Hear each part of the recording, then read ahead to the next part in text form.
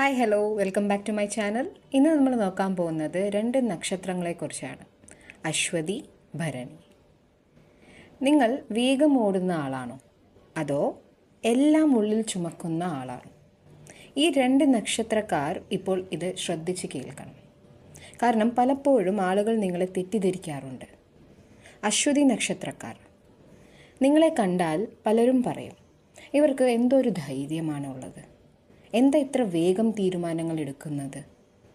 പക്ഷേ അവർ കാണാത്തൊരു കാര്യമുണ്ട്. നിങ്ങൾ ഭയപ്പെടുന്നില്ല എന്നല്ല, ഭയപ്പെട്ടാലും നിൽക്കാതെ മുന്നോട്ട് പോകുന്നവരാണ് നിങ്ങൾ. നിങ്ങൾക്ക് ജീവിതം ഒരു ഒഴുകുന്ന നദി പോലെയാണ്.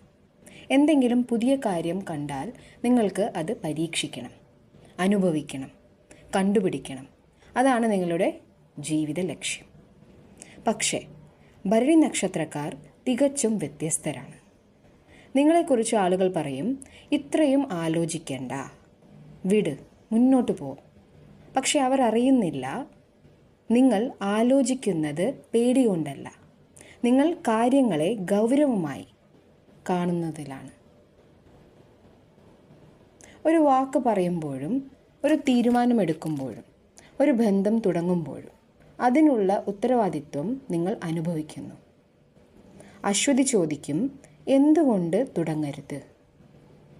ഭരണി ചോദിക്കും, തുടങ്ങിയാൽ അത് എങ്ങനെ സംരക്ഷിക്കും? ഒരാൾ ജീവിതത്തെ സാഹസമായി കാണുന്നു, മറ്റൊരാൾ ജീവിതത്തെ ഉത്തരവാദിത്തമായി കാണുന്നു.